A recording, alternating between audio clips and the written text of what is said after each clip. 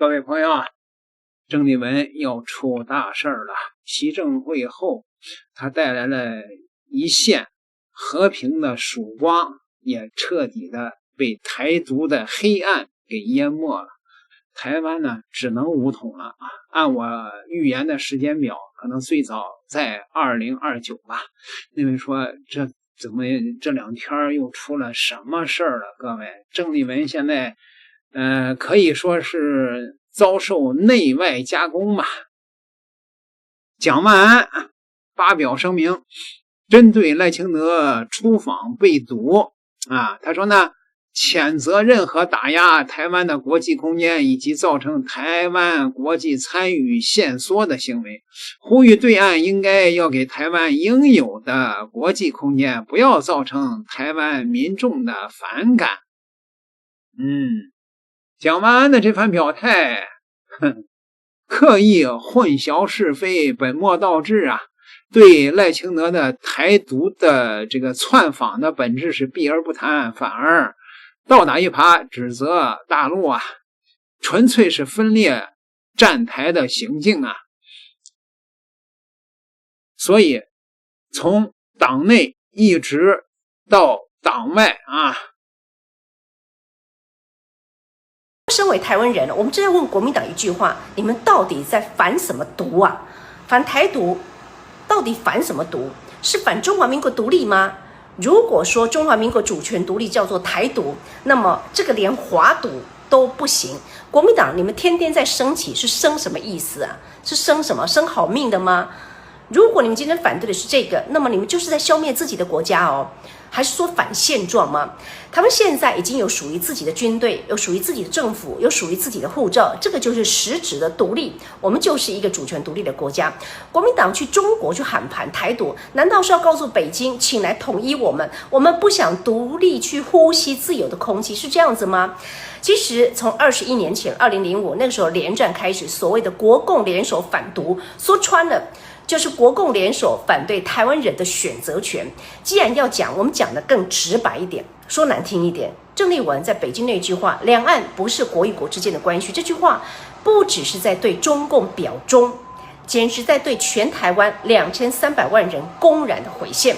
郑丽文，我想请教，你选的到底是哪一国的总统？你不是都投票了吗？从1996年投票到现在，如果两岸不是国与国之间的关系，那么国民党每4年出来选总统，你们在选什么啊？是在选台湾省省长吗？你们在选什么呢？在选特区的首长吗？还是在选中国共产党台湾分部的总经理吗？如果我们不是一个国家啊，就蒙呢？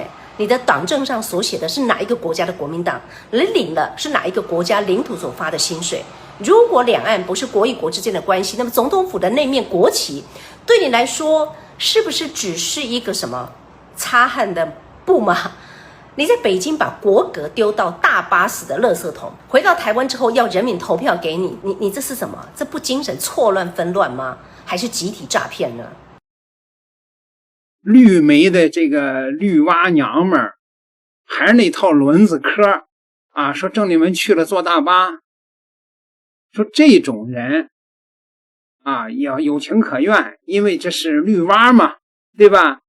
王世坚，才郑丽文才去回来，不，才不到2个礼拜，就原形毕露，露出马脚，所以他只有打了郑丽文的脸了。我觉得真的郑丽文真的是，情何以堪呢？不是2个礼拜前才在那边大辣辣的说吗？说借由双方这样和平的交流，那对两岸关系是很大的跨进，才言犹在耳，马上露出的本质，可见啊，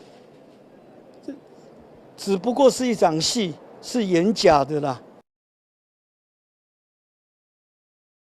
这个王世坚，那位说他也是个台独啊，别看他借着鬼畜在大陆火了一把，他也是个台独。好，咱们再来看国民党内部的100年大酱缸，处处都是赵少康。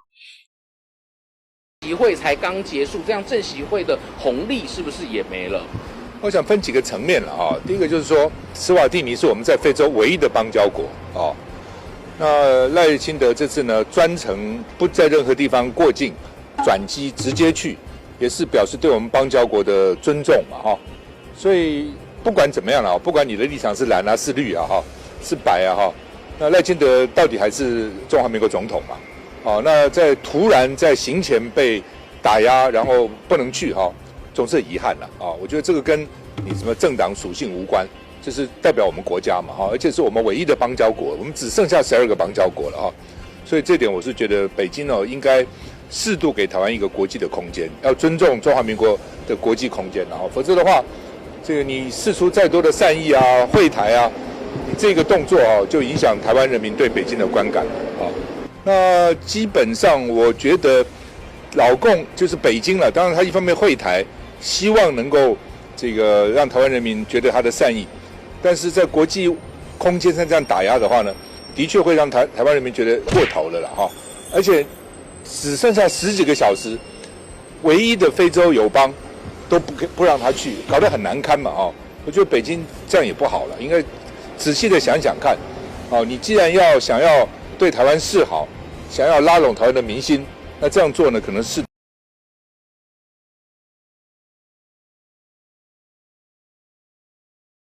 郑丽文很难呐，我以前我不就说嘛，郑丽文很有魄力啊，也很有政治上的这个远见，但是呢，台湾是一个天然毒的沼泽，那里边只能出产绿蛙。现在郑丽文内外交困，4月22号，岛内的民调机构针对2028潜在的候选人进行了民意抽样调查，结果显示，台北市长蒋万安以 25% 的支持率断层领先，台中市长卢秀燕则以 19.7% 的支持率位居第二。另外有 15.6% 的人支持韩国瑜，至于国民党现任主席郑丽文和民众党的主席黄国昌，则各有 4% 的受访者表示支持。你没看错，只有 4% 的受访者支持郑丽文。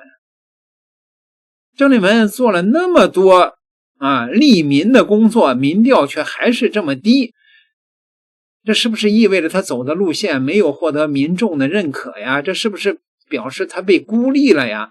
那个党主席也做不了太久了吧？国民党又要变天了吧？首先说这份民调的抽样对象是全台湾人，包括国民党人、民进党人、民众党人，也包括普通民众从国民党内部的视角来看呢，国民党的天其实从来都没有变过。国民党内部呢，一直都是亲美派占多数，尤其是中高层你们能够想象到的蒋万安、卢秀燕、朱立伦、韩国瑜、柯志恩、江启臣，他们无一不是亲美派的典型。一方面他们在美式教育的环境中成长起来，另一方面亲美亦是国民党的历史传统，这种倾向在上个世纪中前期便已萌芽，而且一直延续至今。在这种传统之下，亲美派成为国民党一股庞大的势力，后续加入国民党的很多人已被其吸引利诱了。可以想见，如果国民党的主席不是采用选举，而是采用钦点的方式的话，郑丽文一定没有上位的可能。郑丽文是在基层的强力支持下胜选的，基层内部的利益关系虽然很复杂，但基层与高层之间却存在着利益断层。说简单一点，党主席的人选并不是直接干系他们的利益，所以他们在做出决策之时，更多的是依靠自己的主观直觉。他们受够了朱立伦的懦弱无能，所以他们认为要选一个有魄力、理智的、关心基层的人出任党主席，让自己在工作中不要那么憋屈，所以他们选择了郑丽文。但是在2028选举的议题上，他们更倾向于选择一个沉稳内敛的人，因为赖清德是一个激进的反面的典型，而郑丽文的性格也较为张扬，这是他参选2028民调较低的重要原因其实呢，郑丽文在党内的支持率依旧很高，只是其参选2028的呼声不够啊。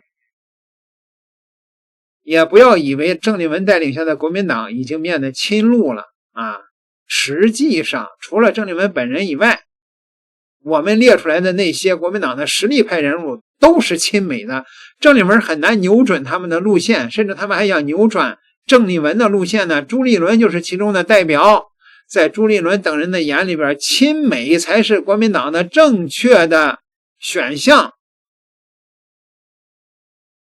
所以啊，不意味着整个国民党都发生了转变啊！大家一定要认清现实。